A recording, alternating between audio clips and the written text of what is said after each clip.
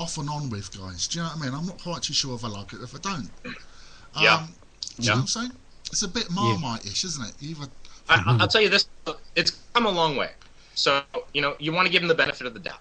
Yeah. And I think that the quality of the audio streams when it's working well is really good. Yeah. And so we'll see. I think our goal should be to crash Spreaker. I think that's a great objective. Let's do it. Yeah, let's do it. Do it old school with a denial of service attack by being so damn popular. Yeah, Johnny knackered Stickam before, so why not do Spreaker? Yeah, right. Stickam, yeah. I mean, Plagueis could shut them down inside of a few hundred milliseconds, but let's do it the old-fashioned way. I think that's more exciting. Mizzy in the chat room goes, "Don't start moaning already. Come on, Miz, you know what we're like. This is what we do. We come on. I know what Mizzy's moaning about. Yeah, we bitch and moan." So, Jack, it's really good to have you on board, mate. And this is basically the stupidness of what it is. So, you're on about experience and all the rest of it. Jack, fuck it, don't look at us. We're just scamming along like the rest of them, mate. We're all right.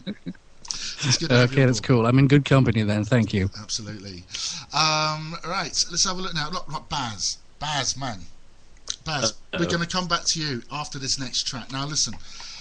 Everybody, Baz does a fantastic job over at ATS, as we all know. And I've been raving and ranting about ATS and what Baz does. We've now got the mother with us, and it's going to be slightly different to what he does over at ATS. And I don't know if I should use the word better, because that's a little bit, that infers something else, doesn't it, Baz?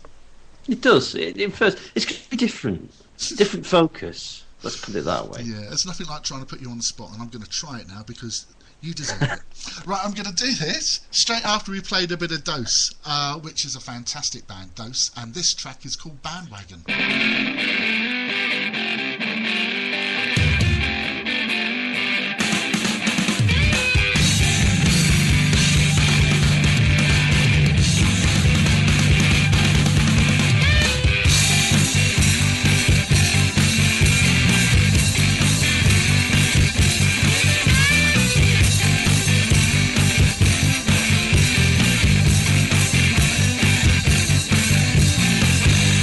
I see you wanna pick it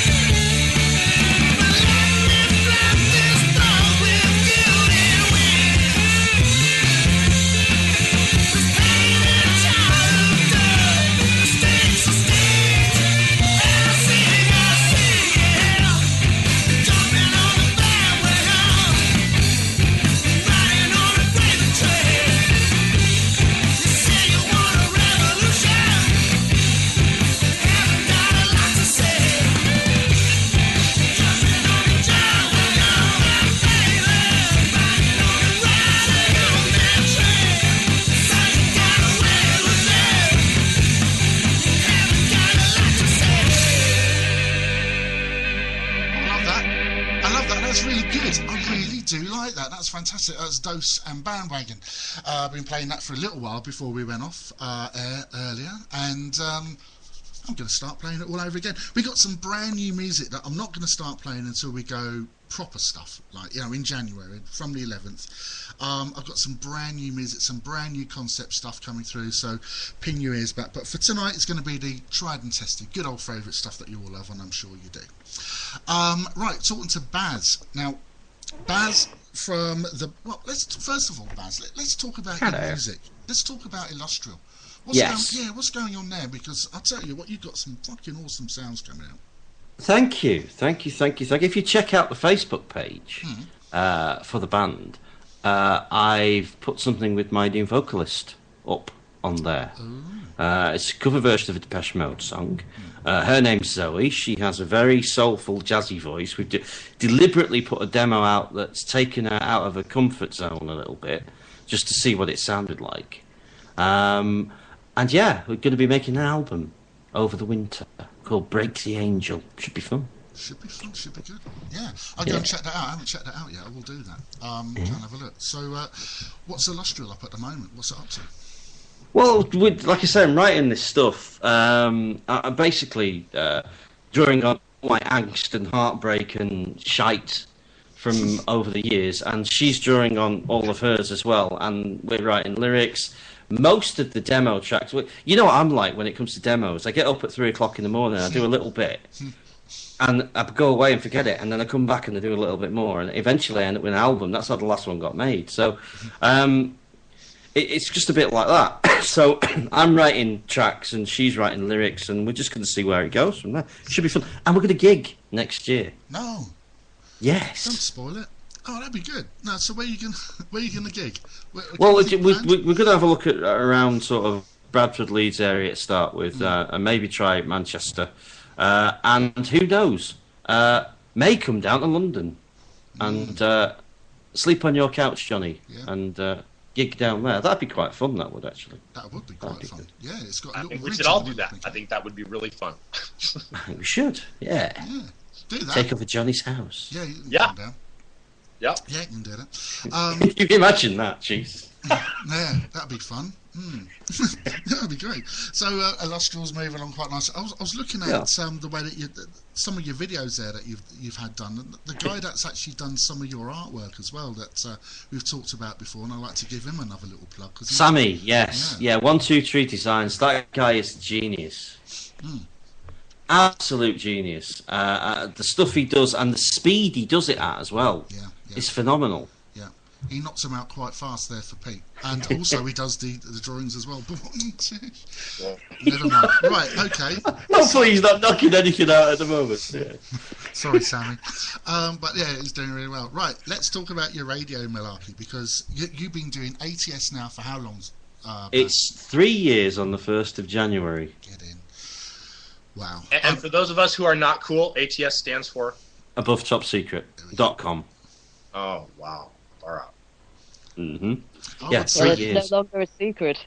Well, I say it's 3 years. There's actually a year before that where we did podcast shows as well. So it's 4 years on the 1st of January.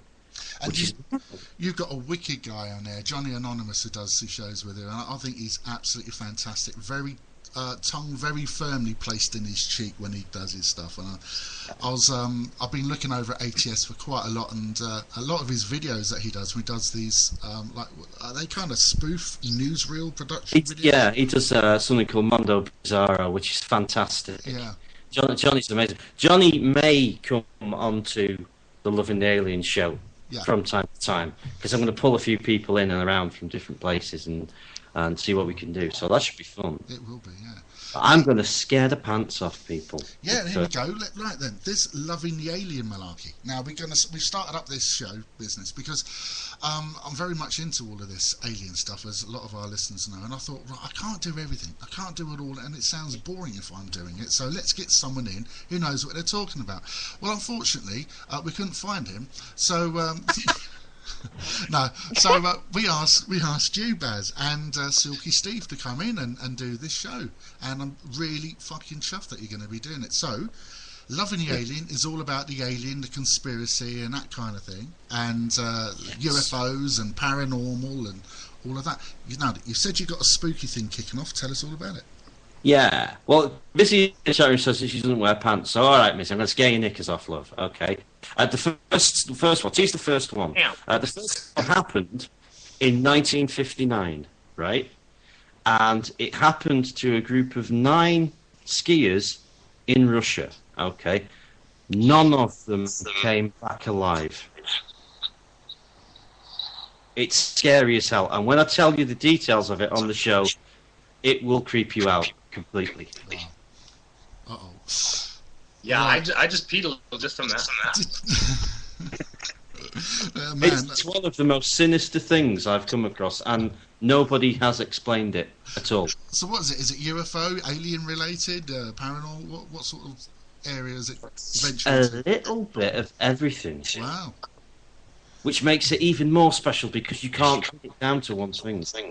But all you can say is that 9 people ended up dead in bizarre circumstances, and that to me is gold dust.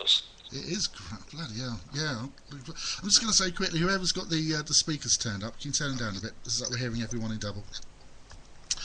So there you go. That sounds fantastic. So your shows, when are we going to be expecting to see them kick off, mate? That's a good question. I don't think we actually discussed that properly, did we? Well, Sometime in January, probably the middle of January for the first one. And we'll get that on and get it out and see what people think of it. We're going to record the first one. We may do some live stuff if people like it. So we'll see how that goes. Yeah, I reckon so. Okay, can still hear ourselves coming back on the feedback here. Someone's got the speakers up too loud, so please turn them down. Missy says flying cow. I think that's a reference basically to the fact that one of these shows back in the day, well, I made reference to this video that was on YouTube, and all videos on YouTube are real, as we all know, about this cow being abducted, and you see it flying in the air. That video is hilarious, man. It's good, It's funny real. as hell, that is, yeah. Sadly, it's a complete fake, but it's funny as hell. It's not fake, Baz, it's not fake. Oh, which one are you looking at? Which one is that? What you're looking at, sorry. The one with the cow being taken away. There's 3 of them. The one with the bad Photoshop job. Yeah, apart from that one, yeah. The one just before the Gangnam Style video. You know, it's a bit like that, really, isn't it? But, You must this when I read about this first one, and I'm not going to tell you what it's called. I'll tell the people in the studio, but I won't tell the people out there. When I read this first one, it actually made me... You know, you watch a film sometimes, or you read a book or something like that, and you get really creepy. You get really creeped out. Yeah. And it's like you're looking out the window, and you don't really want to walk down the street by yourself for a while or anything like that. This first one is that. It will scare the crap out of some people. Really, all the details will be coming out.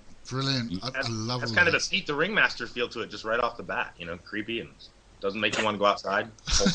He's cuddly, though, isn't he? He's lovable. We can't speak ill of Pete. He can't make it in tonight. He's got other things to do tonight. So I dare say he's probably been listening in between the things that he's got to do. So how you doing?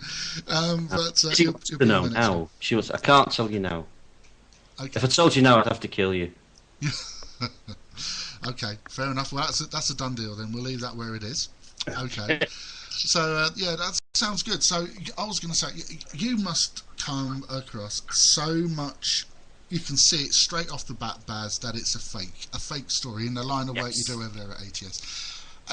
Is there any kind of a story that you've gone automatically, you and the guys have gone, yeah, that's a fake, bollocks, and then all of a sudden you've gone, uh-oh, hold on a minute, is it? Yes, there is. There's one really cool one that I can talk about, and that was somebody came onto ATS and said the routers used in the PCs by the US government, there was something wrong with them. And we said, no, that's a complete load of crap. And then the FBI contacted the site and said, we'd quite like to know a little bit more of that. Thank you very much.